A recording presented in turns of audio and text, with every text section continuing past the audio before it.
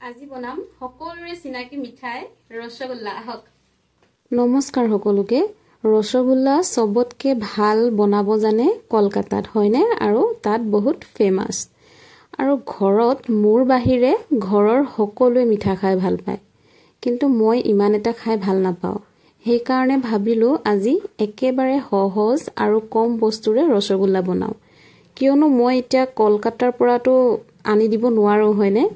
সেই কাৰণে ভাবিলো ঘৰতে বনাও, আৰু বহুত দিনৰ পৰা ভাবি আছিলো বনাম বুলি, সেয়ে ভাবিলো আজি বনায়ে পেলাও।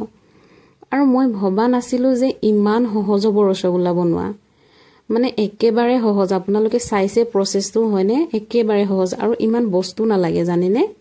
অকল চেনি, গাখীৰ আৰু আমাক অলপ গাখীৰখিনি ফাটাবলে মানে নেমু অলপ লাগিব আৰু ইলাইচি, হৈ গ'ল এনেকুৱাই। আৰু খাবলৈ পিছে ভাল হৈছিল। কিয় কৈছো জানেনে, আজি দাদাই কৈছে মানে ভাল হৈছে খাবলৈ, আৰু সি সহজে কেতিয়াও নকয় যে ভাল হৈছে বুলি।